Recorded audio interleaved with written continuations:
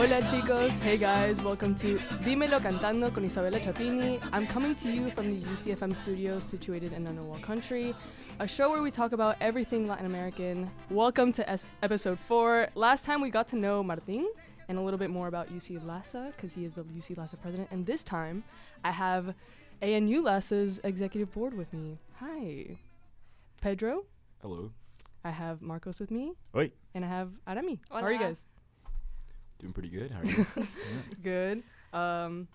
Yeah, so we're all from LASA here. I joined recently. I joined this semester because I'm an exchange student here.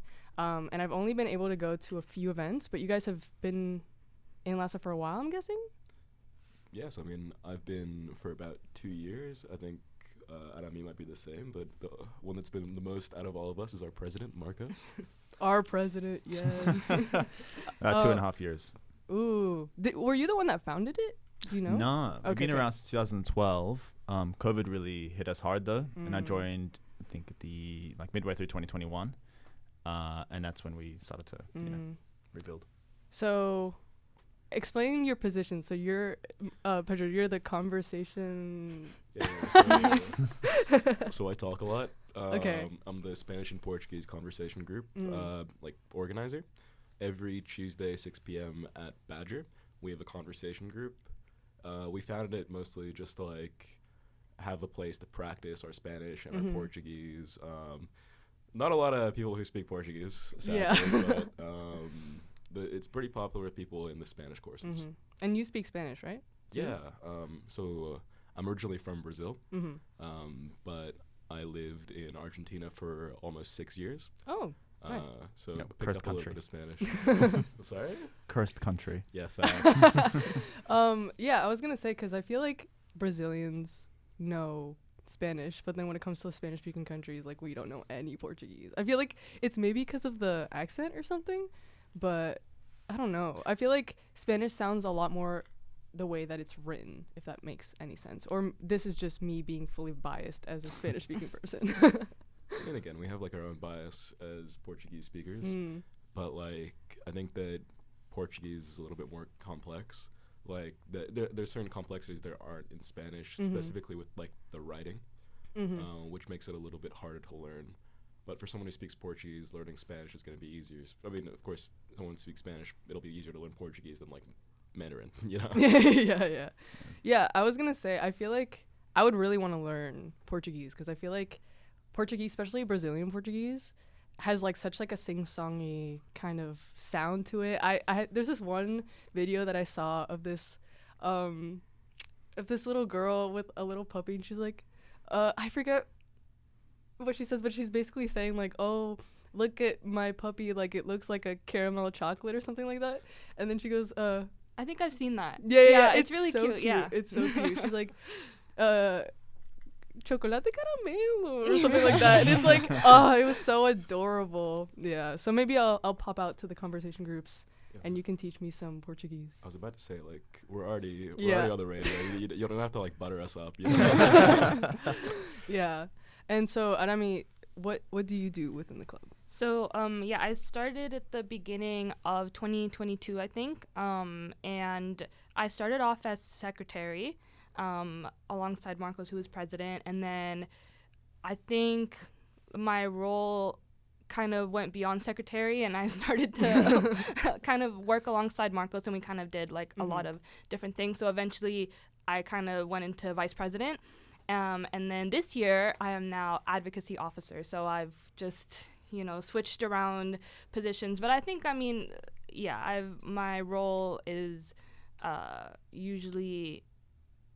Well, right now my role is more so with advocacy, so that's been really fun. I think most of what I try to do is advocacy, and also I'm really passionate about academics because I was studying Latin American studies. I'm studying it now, so Ooh. I've always tried to give that edge to it a bit, but I think community is also really important for me. So yeah it's been nice because then I have so many different interests with LASA and was able to kind of explore them through different positions. So it's been super, super fun.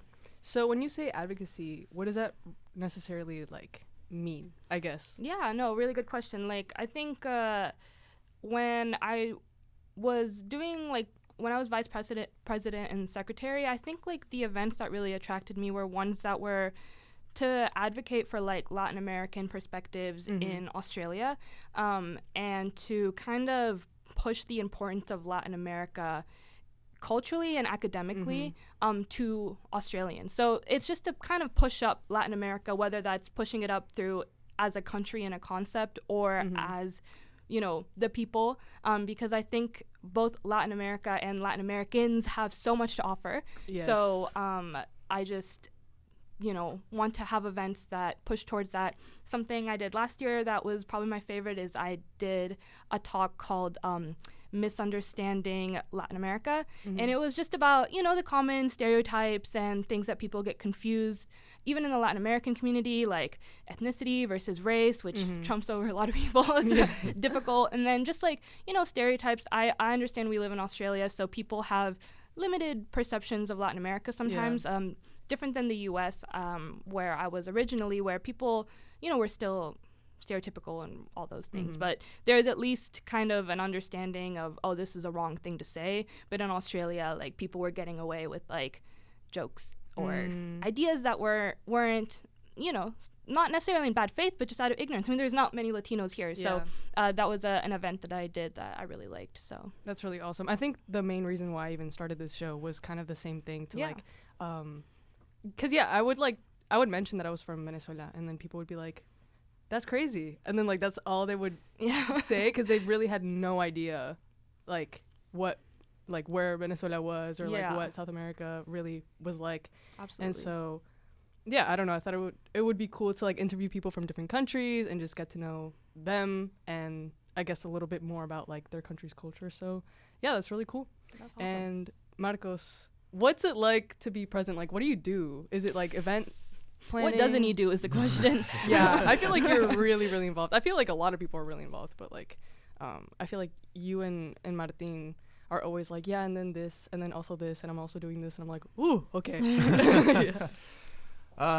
It's a little chaotic, to be frank, because there are so many. Thankfully, like, you know, Martin and I are, I think, on the same vision. The same for Pedro and Arami as well. A lot of the last executive board, because someone gives you a blank slate, says Latin America, do whatever you want with it. ANU will reimburse you for some of it. Go. And there's so many different avenues that can go into, right? Like there's, I think the four that we usually go for are community, advocacy work, sort of identity as a whole, from memory. Well, I'm having a complete blank here. Essentially, there's like, don't even remember what we do. But essentially, we work with sort of the community within ANU, the Latin American community as a whole. We work with embassies, we work with local businesses, and essentially whoever wants to collaborate with in between. So I think last year was probably a prime example of what happens when we have momentum and when people who are interested in us. I think we ran 30 events last year, something like that, not including the conversation groups, which is weekly during the semesters. Embassies would usually collaborate and want to do a direct sort of event with us, usually like, you know, their own events, but sometimes to outreach to students as well. So that can be at Independence Day, as I think Argentina did. Las Islas Malvinas talk with us too. So there's the embassy side of things. There's the ANU Latin America Week side of things, which was, I think, 30 events throughout that whole week, where a whole variety of different avenues, right? Like, so there was so inviting performers to come to ANU to dance and to sing, and doing academic talks as well. There were a couple of those. There was the Latin American Film Festival. La Fiesta was a big highlight last year as well, where we helped organize that with the ACT government. And I think we were expecting about 2,000, and 6,000 came, something like that. So that was a lot of fun. That's crazy. Yeah. I get this semester, I'm gonna boil it down because I'm kind of leaning off now 2 full years worth of experience, right? So this year has been a more social year. We saw what worked last year, what people would come to. Yeah. So we have this karaoke night happening tonight with Fiction. Yeah. Oh, sorry, that's another thing. Like, Fiction's reggaeton night has been a really big pull for us. People love dancing to reggaeton, or at least a free entry to a club. You know, every once in a while, $20 per entry, and it's $5 membership for the whole year. So we have LASA football as well. We have the coast trips that we've been doing over the past couple of years. I was so sad I couldn't be part of that. That looked so fun. I saw the videos and stuff. So yeah, that's really cool that you guys get to organize something like that. Because I'm guessing it takes a lot of time, and also managing all the money and stuff like that, making sure that everything's planned correctly. Yeah, that's really awesome. Yeah, I mean, I'm very fortunate that a lot of the people who I started off with that continue to at this time, like Arami is a prime example, same for Pedro as well, like since 2022. There's been a lot of at the start there was a bit of like some of the classic like stew poll sort of exec drama, which tends to happen. But I feel like it's very fortunate like having people who continue and also build upon sort of everybody else's work. It really helps, and people who actually care as well. Yeah. So the coast trip as an example, like we've been doing that. This is our 4th coast trip, I think, with roughly the sort of at least similar people involved. So it makes it really seamless, right? You already know you have to book the Airbnb and how much it's roughly going to cost and what the expectations are, how to set those expectations for the whole fresh random group of people, right? Who just want to have fun and drink and do other things right on the beach. Yeah. And try to get them in and out in like 2 days. Yeah. Right. So now it's fairly seamless, I think. Okay. That's good. That's good. And going back to more of like the working with the government and stuff like that, like how did you guys start doing that? Was that something that like the previous executive board was already doing and you guys could just kind of like grab those contacts and maintain them, or is it something that you guys had to start from scratch?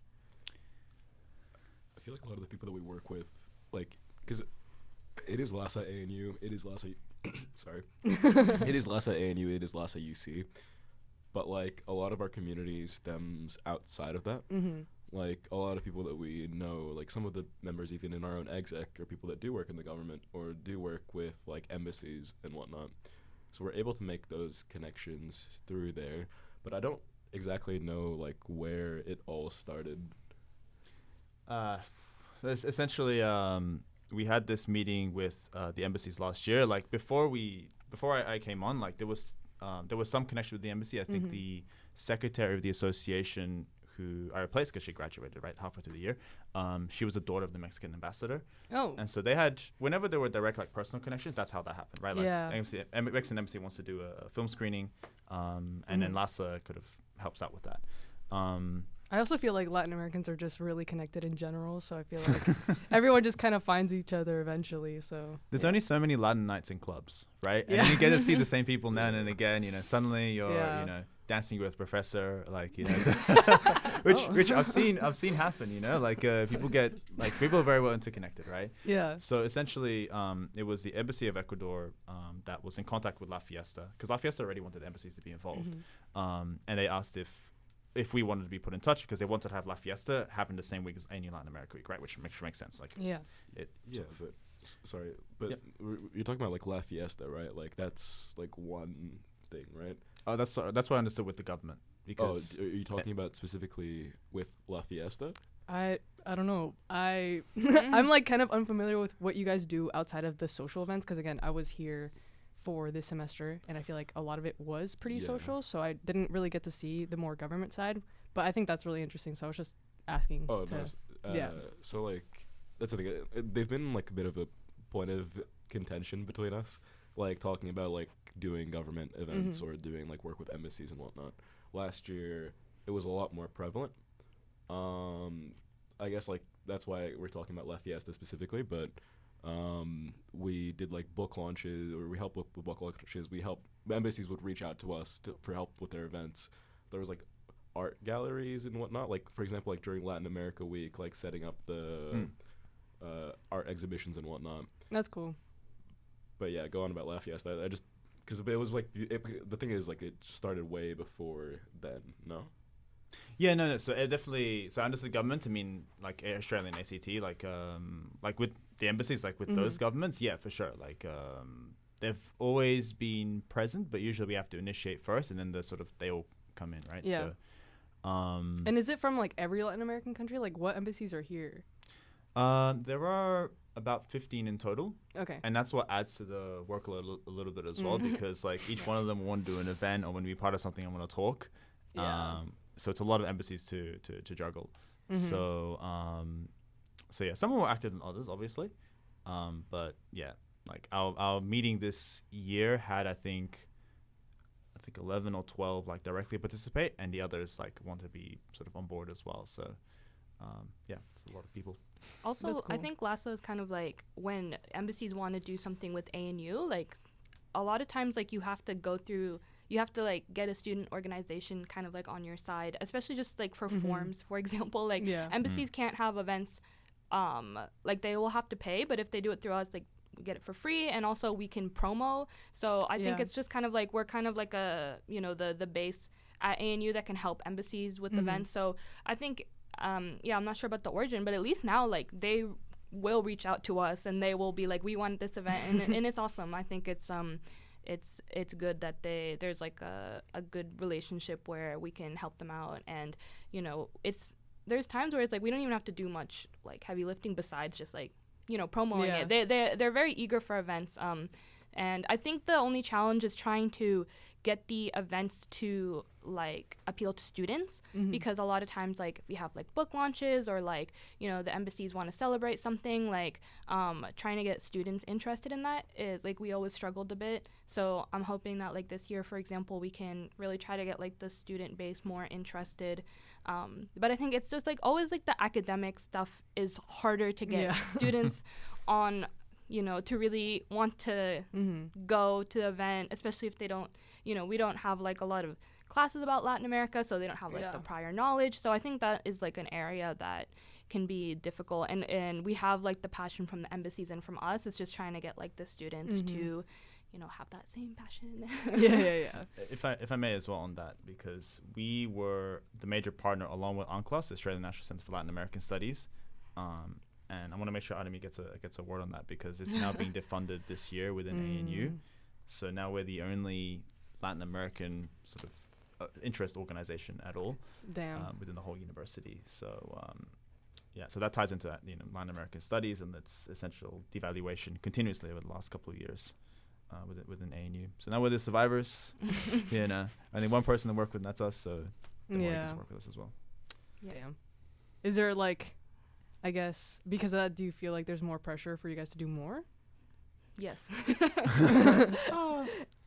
I don't know. Like, I think the more pressure is strong. I want you had something to say. No, I mean, I think it is more pressure because, like, I feel like the reason why LASA does so much and why UC does so much is because, like, we're trying to we're, like, at this point, like, beyond a student organization, we're trying to organize embassies, we're trying to organize ACT, we're trying to organize clubs, we're trying to organize whatever. So it's, like, we've honestly, like, have done a lot of that because there wasn't something like that before. Right. When you look at academics as well, we used to have like on class, or we used to have like some sort of passion for like Latin American studies, but now that's gone, that's like another thing that we kind of have to like push, and it's more kind of on us to, because the way I see it, like if we were to just like not care about having academic Latin American events or care to like send letters to CAS to like, you know, no one would. I mean, that's the thing. If it's not for us for having those events, like it'd be really hard for it to be pushed, and there's not incentives. Like there's a lot of like professors who are really passionate about it as well, and I'm sure,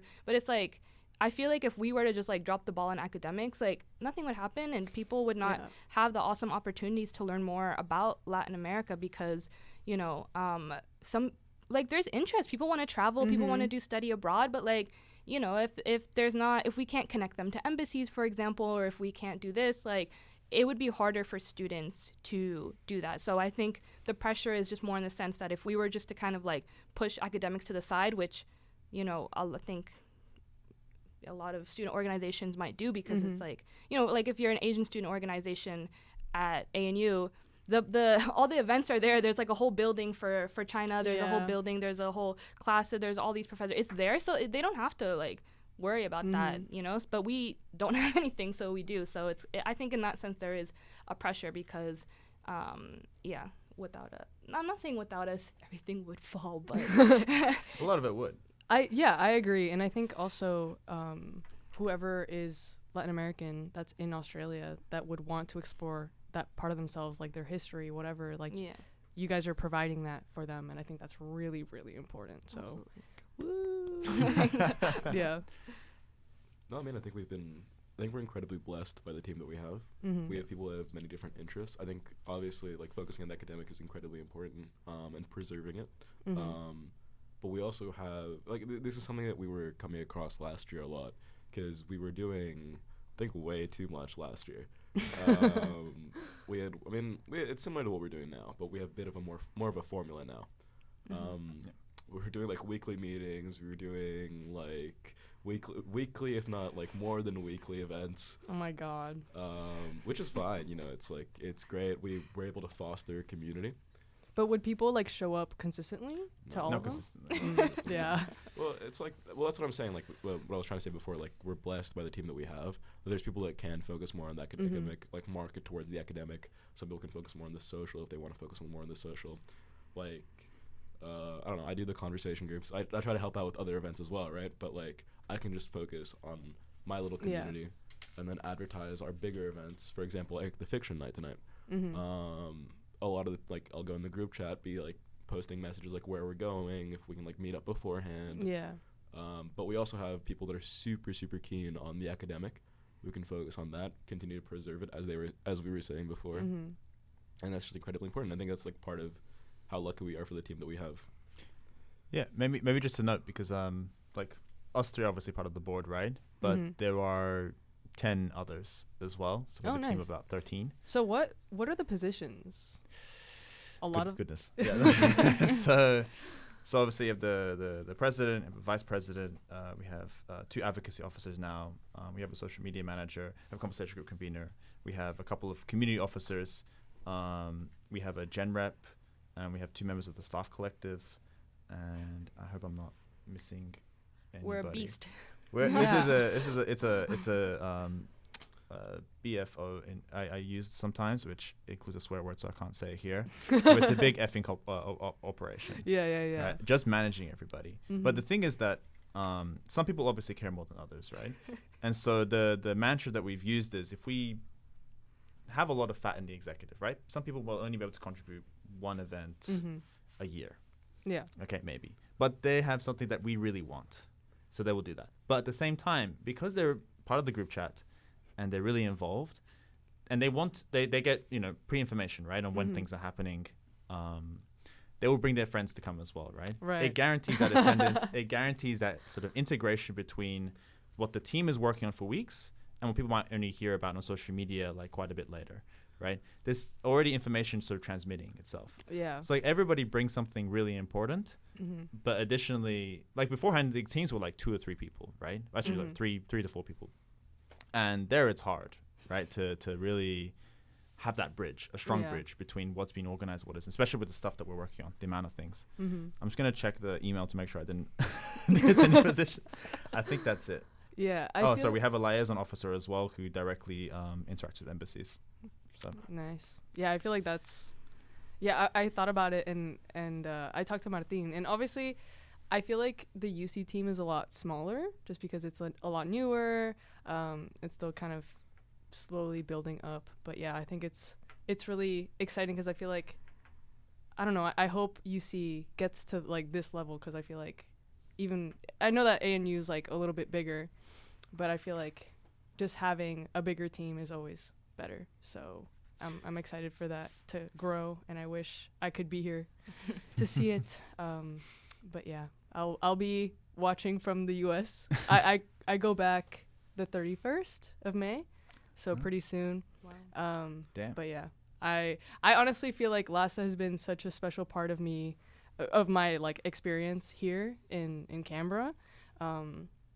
Yeah, just like interacting with Martin, and then like going to karaoke and like going to bootleg and going to reggaeton night. Like, I don't know, it's definitely brought a lot of I guess like happiness into my exchange. So yeah, thank you guys so much for all the work that you do. I know that it's probably hard to do that with classes and maybe work, but yeah, I definitely think what you guys are doing is definitely really, really important. So yeah. Thank you. Thanks Thank so you much. So glad to hear. Thanks for coming. To be honest, like, it's so important. Like, for example, I remember like last time that you went to an event, you like brought your friends along. Where the numbers are so important. Yeah. Yeah. Like, Yeah. yeah, all we care about is numbers. We actually, we do not care about the Latin American community.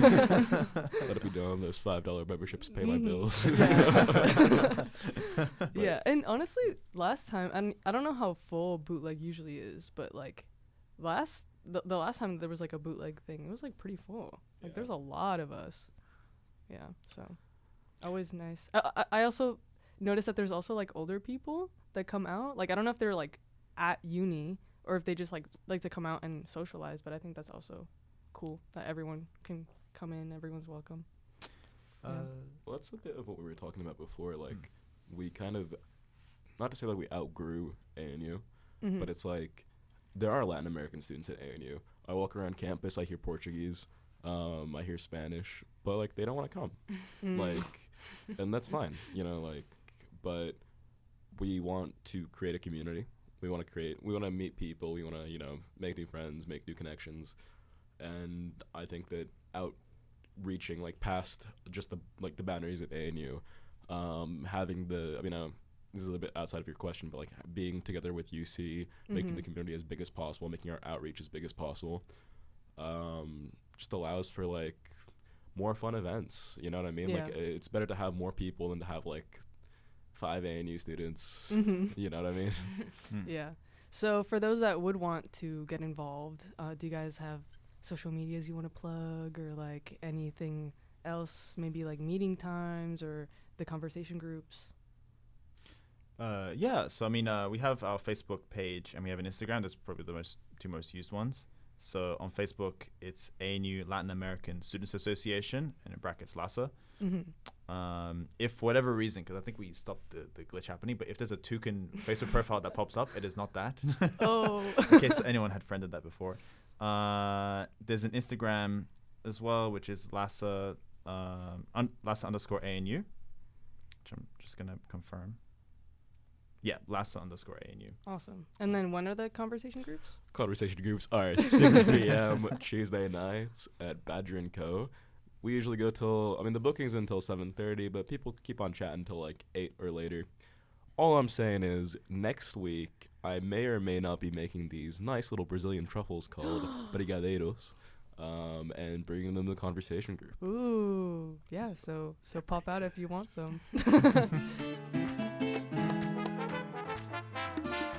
I wanted to know a little bit more about, I guess, Brazil and Paraguay and stuff like that. So, yeah, Arami, were you born in Paraguay? Yeah, so I was born actually in California. So my story is that my dad's from the U.S. and my mom was from Paraguay. And I was born in Cali, and my dad was a diplomat. So I grew up in a lot of different places. So my main connection to Paraguay was through my mom. And I think because of that, like overseas, I always tried to seek other people from the Latin American community because seeking someone specifically from Paraguay was a bit more difficult. Yeah. But I have to say, here in Canberra, there is a community, and we actually used to have now we have 2 members from Paraguay on our exec. The vice president for the last 3 years has been from Paraguay, because it's from me and Ernesto, or 2 years, yeah. So we're here, but yeah, mostly I just had to like find random people from Latin America to kind of get in touch with my culture the most I can, other than what I got from home, which was just, my speaking Spanish and eating Latin American food, and my mom just telling me stories. And I've been able to visit Paraguay a few times as well, which is really nice, but it's really my goal to live there. So I think after Australia, I'm going to really try to live in Paraguay or just other places in Latin America, because there's just nothing different than, living in the actual places. I've been wanting to do that for a while, so yeah. Yeah. I totally get the whole, like, seeking out other Latin Americans and connecting that way, because I moved from Venezuela when I was 7 or 8. And so, yeah, it was like I experienced some of the culture firsthand when I lived there. But then, when you leave, it's like, oh, like I'm not physically there anymore. I have to like seek it out and whatever. And I also totally get like the whole learning through your country through your parents, because I feel like I'm always asking my parents questions and being like, what was it like when this happened, or like, what'd you guys do for fun, or like whatever. So yeah, it's it's really nice to, I guess, connect through your culture in different ways. Absolutely. And something else, I saw this video. Apparently there's like this woman on Instagram who posts videos every single morning of like the macaws in Venezuela, and she like feeds them every morning. Oh. And like watching those videos, it's like, okay, at some point I will go back and I will live there, because I just feel like you said, there's just nothing like living in a Latin American country. I feel like it's like a very specific feeling. So I yearn for that. Yeah. I need that. If you do that here, you get screamed at by the birds, right? They're Yeah. same with Latin Americans. Yeah. So, yeah. And then what about Brazil? So, I mean, start off by saying, like, I guess I lived in Brazil for 5 years. I was born there I was born in São Paulo, but my whole family is from Porto Alegre, which is in Rio Grande do Sul, which is a state, like, far south in Brazil. Marcos is from São Paulo, born in São Paulo, raised in São Paulo. Kind Well, not raised, but I mean, like, a little bit. Yeah. Anyway. It's a big cause of division. Sulista and Paulistano.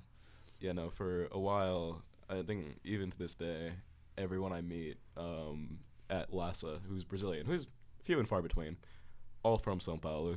So I get to be proud and say I'm from Porto Alegre.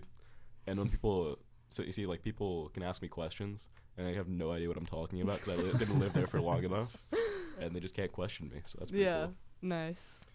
But it's I mean, I was very lucky. I lived in a like very nice area of Porto Alegre. I went to school. I went to like kindergarten or whatever, like primary school. So was it like early? Yeah, very, very early on. I've been to Brazil like later on in life, but it's like I'm in that little awkward phase between like being able to go out, enjoy the nightlife, enjoy like a little bit more of what the country has to offer by myself, and like being too young due to like the dangers. Like even in Porto Alegre is one of the safer cities, which is like much safer than like Rio or like São Paulo, for example. But even then, like it's like I know so many people.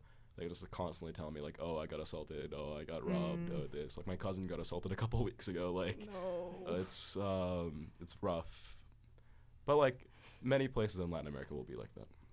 No, yeah, I agree. I feel like Caracas also, there's like a period of time where like you couldn't even walk with your phone out. Like you. Yeah. Like it's like there's so many little things that you just have to know going in. Yeah. That way you don't become a target basically. So.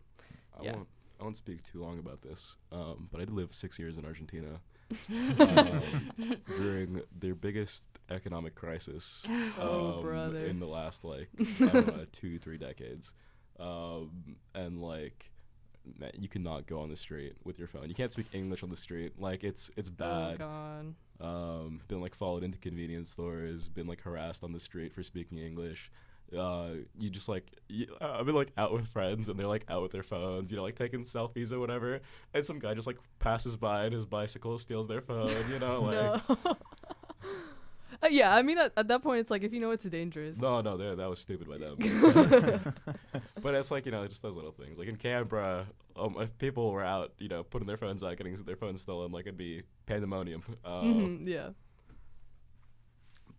Yeah, Marcos, please elaborate a little bit more on Brazil. I feel like you have a little bit more experience than I do. I don't know necessarily. Like actually, I was born in the U.S. in California, but to Brazilian parents. But I moved. Everyone's from California at this point. Not me. Sorry to break the streak, guys. No, you haven't mentioned your U.S. connection yet, right? Yikes. Not gonna New York. New York. New York. Didn't get the accent though. But then we moved back at 6 months when I was 6 months of age. Lived in Brazil till I was 5.5, and then there was a bit of an odyssey where there was Australia and then UK, and then finished high school in Australia. Then went overseas traveling for a couple of years. Then came to Canberra for studies. So Brazil is like exceedingly important to me, right? Like it's where I feel most at home. That's where my first memories are. I was raised by my grandparents when I was in Brazil too. So like they're my prime family is from Brazil too. So Yeah, but like in connecting with the community after leaving was hard, because I remember I came at 5.5 years of age to Australia, and I had learnt some English in Brazil, but not enough to survive, the dangers of preschool. The dangers. So I remember being quite relentlessly harangued for having an accent, for speaking Portuguese. And actually at that point, I stopped practicing and learning Portuguese. So I lost it for a long time. Like, I knew enough to speak to my grandparents by Skype, but I had to relearn at 16. And obviously, like, the community in Australia and the UK wasn't that interconnected. Like, we weren't a political force. There wasn't a huge migration, sort of a well-established like community, right? That happens after the first generation of immigrants come in. So as a quick little tie-in, that's why I think why LASA is really important for me. Like, I already came in feeling very confident in my Brazilian identity, but it was nice to be able to interconnect with other people and to grow this community as well. So Brazil is important to me in those two ways, like both being part of the Brazilian community here in Australia, but also getting to look forward to going back every couple of years, being with family, like across São Paulo City and Ubatuba and São José do Rio Preto, two sort of towns in São Paulo State, where I have cousins. One of them is on the beach. It's one of the best beach towns in Brazil. You say Ubatuba to most Brazilians, they know what they're talking about, mostly because of Tim Maia, to be honest. But yeah, like, it's really good. And the other one, 6 hours to the interior of São Paulo. I'm not gonna say it's a hick town. I don't know what to call it, actually. It's fairly big. It's not a hick town, but it's definitely a farmer's sort of area. But yeah, so that's my experience in Brazil. It's like a little, because I go through all three every time I come back. It's a nice bit of diversity too. Like, which, it's just with one state, right? Never mind half the continent of South America. So I feel like Brazil is huge. No, like. Wait, I want to add to Marcos's point, and I'll make this my leaving point as well, because I have to go. But I really want to emphasize about how, like, through our like three stories, like even like yours as well, like we all are like Latin American, but have like been in so many different places, and I think that's why like organizations like this, or just finding other Latin Americans, is like really important, because we've all had different backgrounds, but the only thing we can share is, one, like being from Latin America, and two, this kind of like, what's the word, diaspora, of just like us being like around. So I think LASA has just been like a really great place to find other people who have like similar, have parents, but they were growing up in different places. So it's been so nice. And I think that's the nice thing about the Latin American community, is like you can find your niche. You can find, there's people who grew up fully in Latin America, they came here to Australia, and they find other people like that. There's people who had like Latin American parents, grew up fully in Australia as well. So there's people like us who are like just everywhere. So I think that's the nice thing about our community, is that, there's so many different ways to like be Latin America and experience that. And I think that I'm really thankful that I've been able to meet all of you guys and be able to sort of share in, our complex history, and we can all relate to like that question when someone asks us where we're from, and we're like, how much time do you have? Right. But anyway, thank you so much for inviting me and for doing this. It's really, really important. Yeah, thanks for coming. Of course, yeah, I will see you guys, and you guys can finish up. They both got some great stories about Brazil, so you guys can take it from here. Go Paraguay. Let's go Paraguay. You didn't say where you were going, right? You want me to do a little? No? Okay. Well, that'll be eliminated in post, maybe. There's some Latina excellence, going on. But Yeah.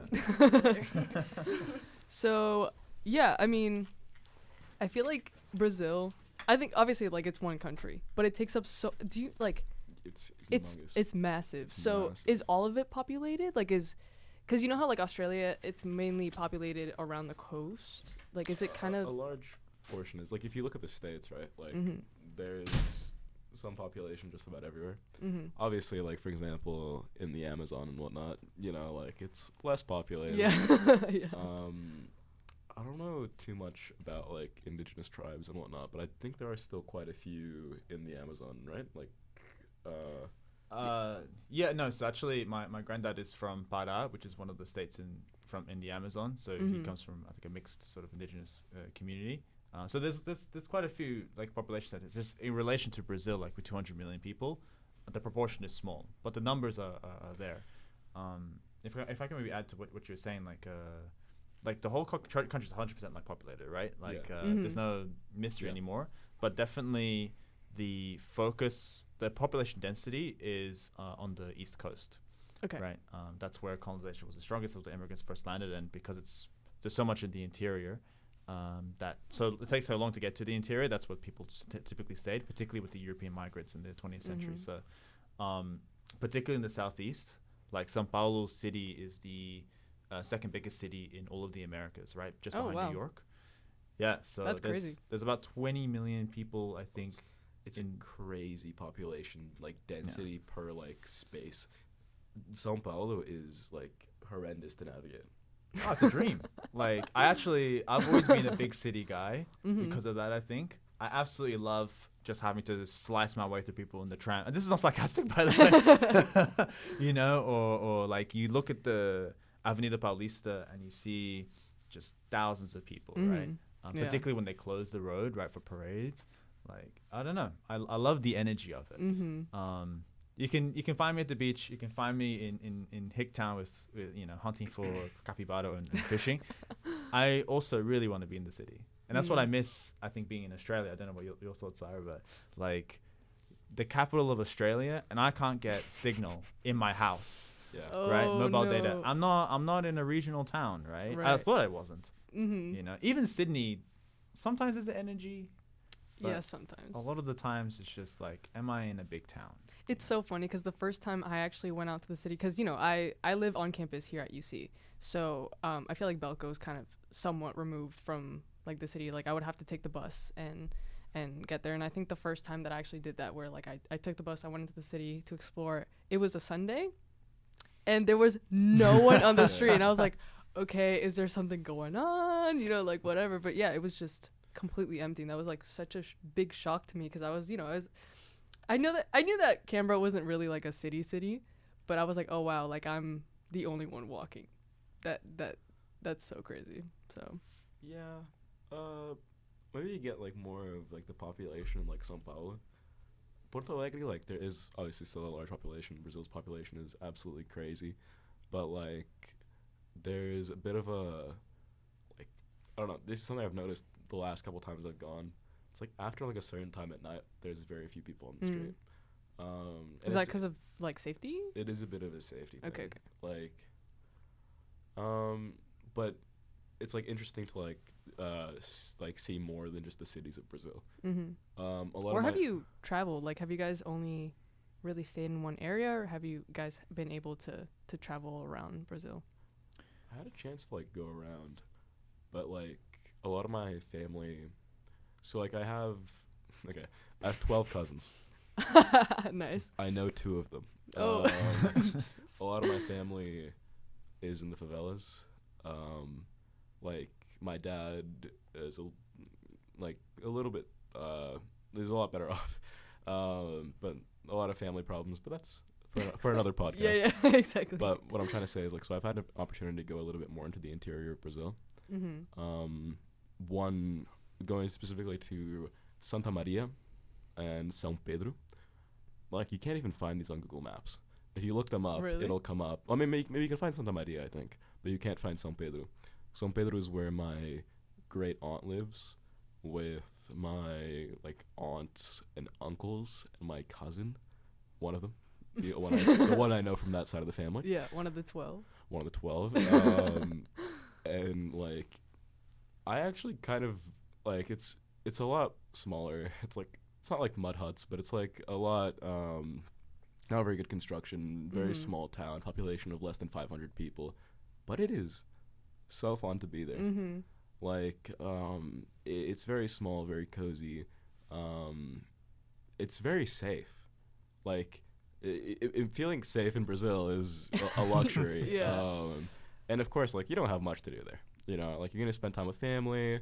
You're gonna like die in the heat. But it's such a nice environment that you just don't get from the city. Not saying I'm not a city boy. I like the bustling vibes and whatnot, but I think there's very much so a balance. And I think São Paulo is way too much, way too extreme. What about you? Have you been able to travel around? Yeah, a bit. I think though, mostly just to places where family are, right? So, so obviously in São Paulo State, I've been around a bit, and so Rio de Janeiro. I have a uncle who has a girlfriend who lives there, and he kind of comes in between Rio and São Paulo. She works at one of the samba schools as well, so it's pretty interesting. I haven't been able to go to the samba school directly, but talking with her and staying with them was really nice. That's cool. And when my grandfather, who was from Pará, like when he passed away, we made a point to go to Pará, to Belém, and then to the actual village where he was from. I think it was about 4 or 5 hours away from Belém city, to visit, and to meet them as well. So that was really nice because my experience of Brazil was pretty much exclusive to the southeast, right? Almost every other time.